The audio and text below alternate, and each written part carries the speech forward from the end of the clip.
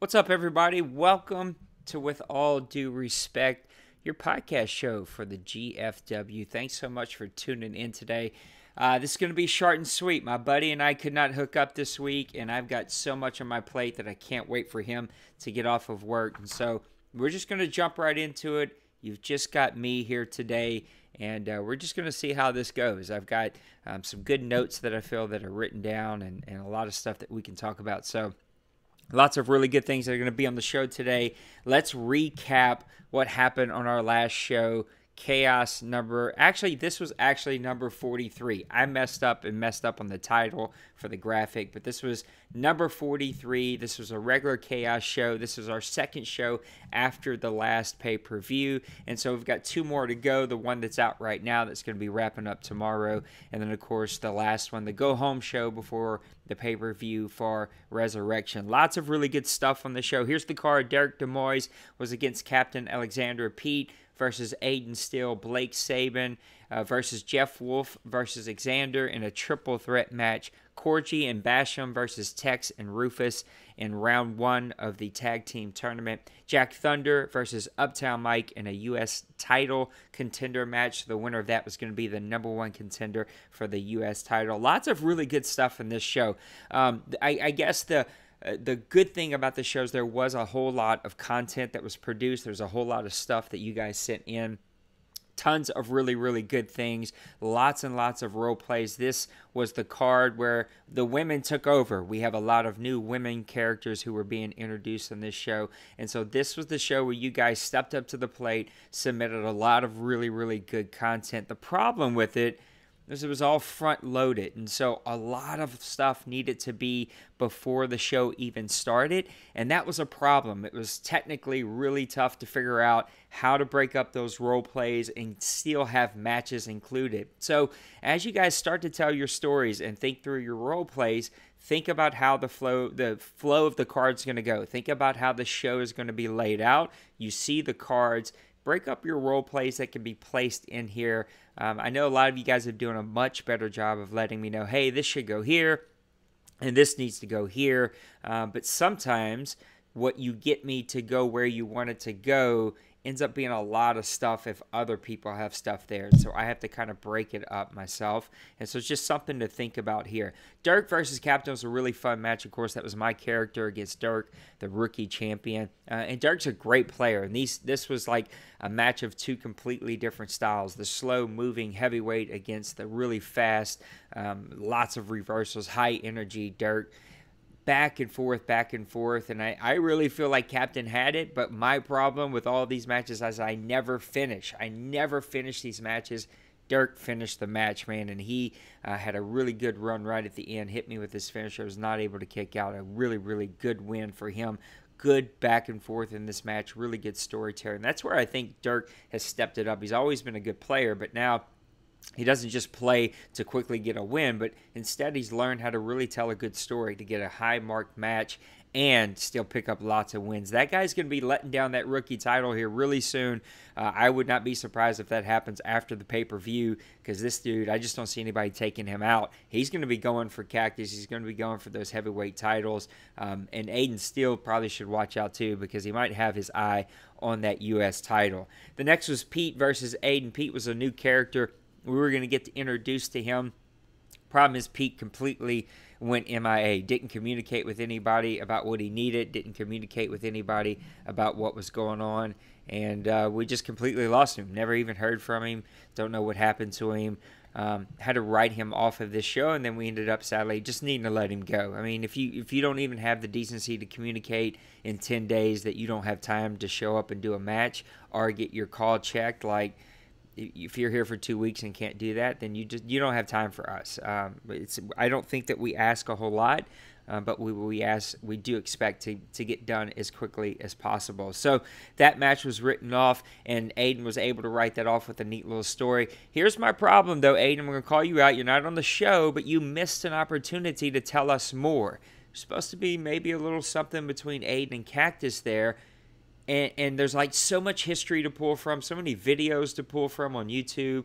I just feel like you missed an opportunity to move a storyline forward, to tell us more about the dynamic between he and his sister, where his dad been. Like, there's so many things that you could have told us there. Where's the hired guns been? Like, they even have a match on a card coming up, and yet we haven't really heard from them as a group. And so, yeah, I just think that was a missed opportunity there. Then there was Blake versus Jeff versus Xander in a triple threat match. This was a really fun match. This was by far the match of the night, and mainly because of what happened.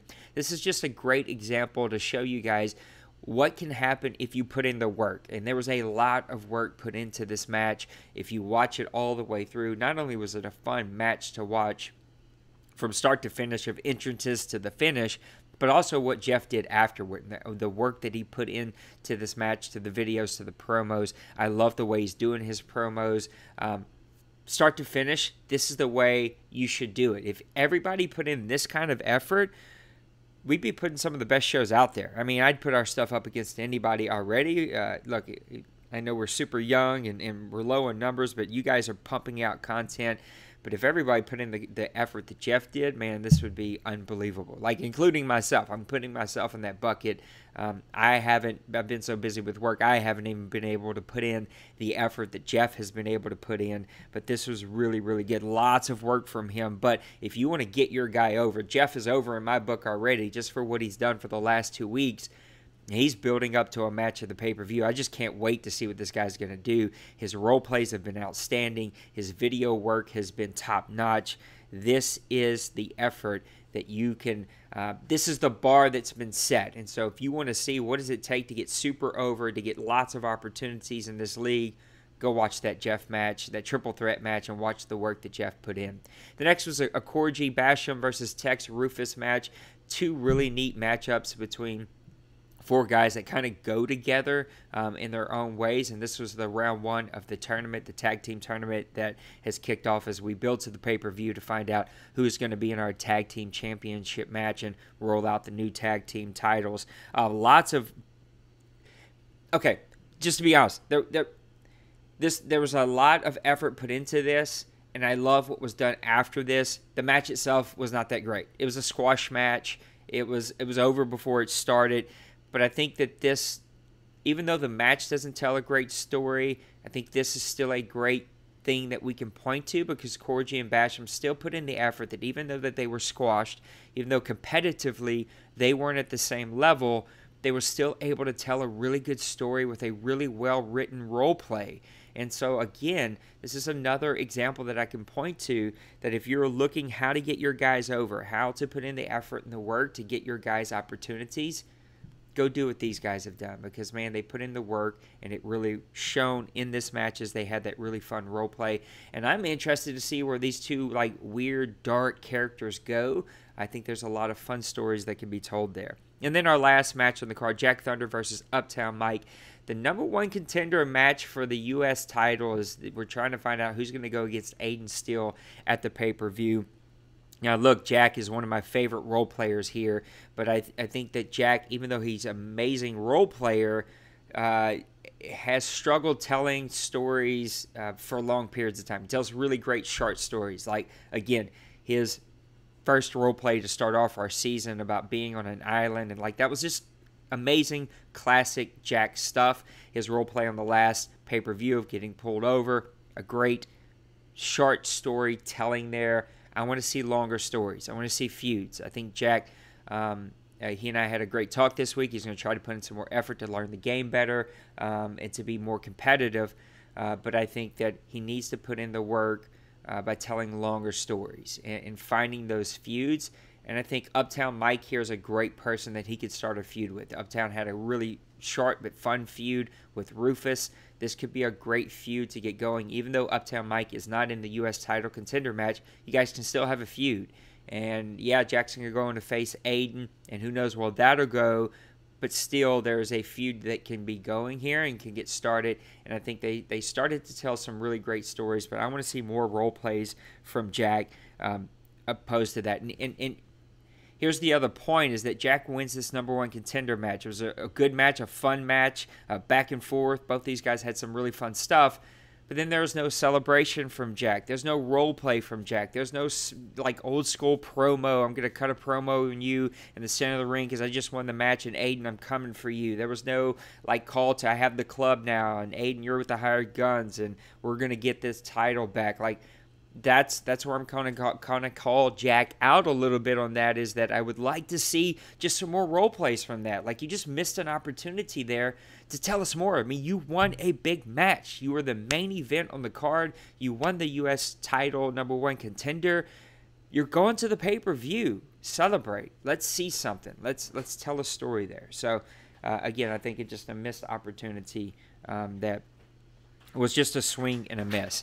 Dirk wrote some really fun role plays here. Again, another long-term storytelling that's going on there. I love that how he broke it up. So he told what could have been like a long role play all in one, but he broke it up into little pieces that could be told in between things. Now, here's the part that I kind of had a hard time with, is that he broke them up in little pieces, but he still wanted all those pieces before his match, which was the first match on the card, which means there was nowhere to put it. Like, there was nowhere to break that up. So I love how he broke it up. There was one role play I couldn't use because he was talking about he was going into his match and with Captain, and that role play needed to come after like match 4. So like I just couldn't use it.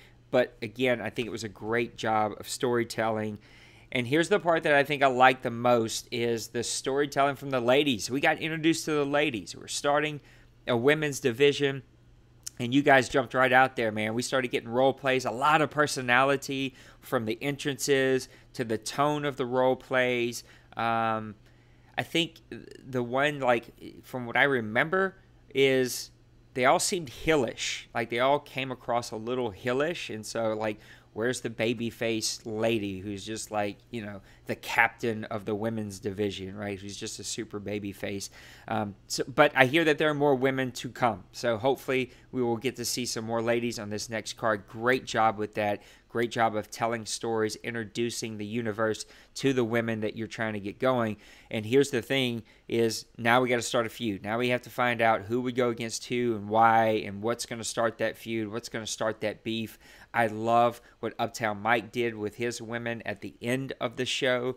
Again, just great storytelling that can really go a lot of different places, and you can just pick up those stories from when you left off, from card to card, from show to show, and really tell some long-term, really great stories. So that was card number 43, It's Raining Women. If you haven't seen that show, you're doing yourself a disservice. We did not get to do a watch party, but we will try our very best to have a watch party for this next one. We did 2 different ones, and we just missed. I think Wolf and I maybe watched alone, but wasn't a whole lot of banter. So card number 44 is out. Trey versus Xander, a watering hole with Jeff Wolf, Dross versus Uptown Mike, Guns versus The Club in the tag team tournament, Cactus versus Tex, Rufus and Corgi versus Austin in a triple threat #1 contender match for the Intercontinental title that's currently being held by Mr. Dustin White, who's another guy who's been relatively quiet. I just know the work that Dustin has put in before in the league in the years that he's been here,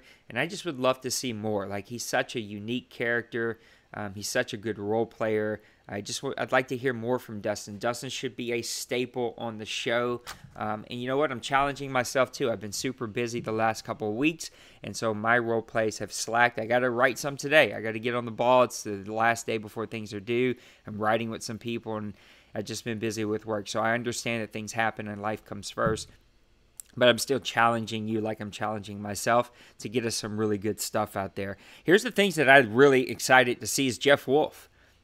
So much effort has been put into that character. And here's what I'm intrigued by, is that the effort that's been put into Wolf used to be put into Rufus, or we're going to slack on one or the other. I think that's the problem when you start having multiple characters. I struggle with it, is trying to tell different stories, same effort, different guys. That can be tough because it costs a lot of time and energy and effort. But I love what he's doing with Jeff. He's put in so much video work. I mean, it's just amazing. I mean, the guy has put in tons of hours. It even crashed. He lost it all, and yet he still came back and put in even more hours to get it all back. I can't wait to see what Jeff and Cactus are going to do in the watering hole. Two big characters, two very large personalities already with Jeff, and those two should have some really fun banter back to back.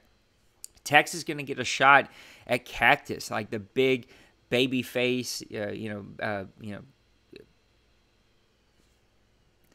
I can't even think of the word I'm looking for, but the white meat baby face. There's the word I'm looking for, of Tex. Like, he's just like this super good dude. I love the look that's been put into Tex. He's like adjusted it from going from plain Jane, Texas cowboy guy to like, he's got a really cool look now. That's kind of matching Rufus, right? They got a little tag team situation going there. He's going to get a shot at Cactus, and that should be a great match. Lots of back and forth. Two guys that are very intriguing to see where that's going to go, and hopefully we'll get to hear more and more about this story between all of these titles, whether it's the heavyweight and who's going for that, whether it's the Intercontinental, whether it's the U.S. title. This is an opportunity for you guys to cut some old school promos. That's one of my notes that I have on here. I want to see more old school promos or something like that. I'm not telling you exactly what to do, but talk about the matches. Talk about what you're going to do when you get in the ring. Talk about what you're doing when you get to the pay-per-view. Talk about how you can't wait to get your hands on them. Tell some really fun stories. Be entertaining. Tell those stories too, but also tell us, so get us hype, get us excited to see your match. The great thing about the Lumberjack match between Uptown and Rufus is how they built to that, how they played that up. And then we just couldn't wait to see it. We couldn't wait to watch the pay-per-view to see what those two guys were going to do. And it was just really, really good stuff.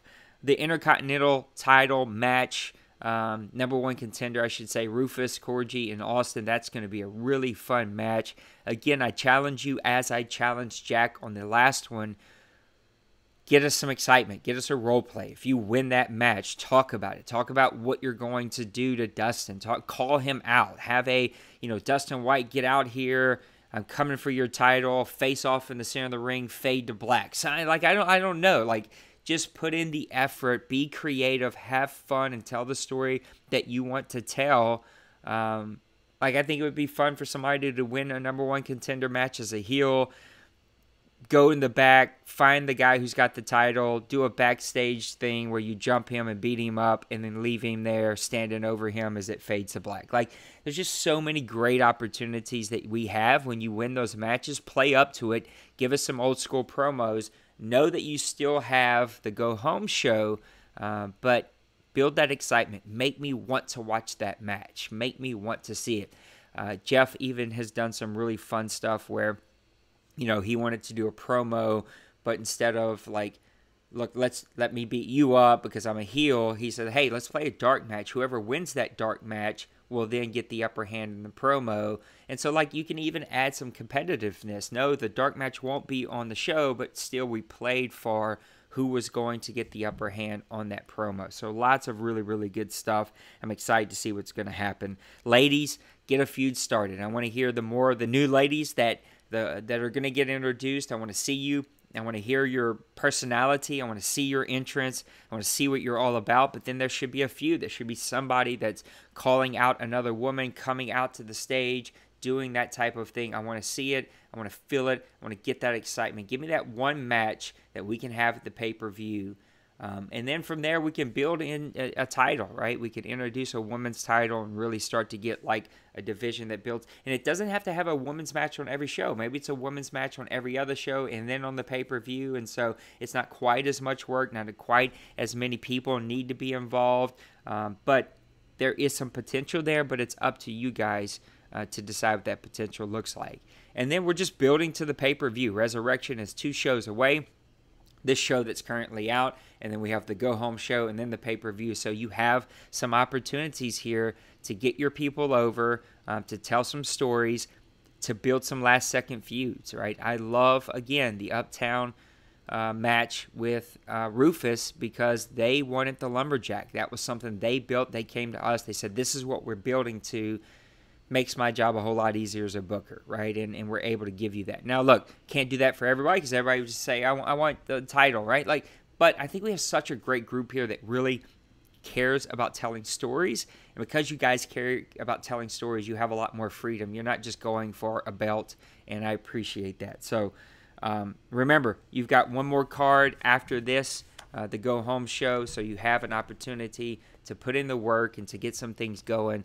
There's lots of really great opportunities to do some fun stuff. Hey, like our videos, man. Subscribe to our YouTube channel. Follow us on Twitter and Twitch. Grown Folks OC on both of those. Our YouTube is Grown Folks Online Community. You can follow us on all of those platforms. Our website, grownfolksoc.com. I know a lot of the wrestlers don't use the website all that much, but I'd love to just see some like straight up off-show promos cut, made into an article, put on the front page. I can show you how to do that. It's super, super easy.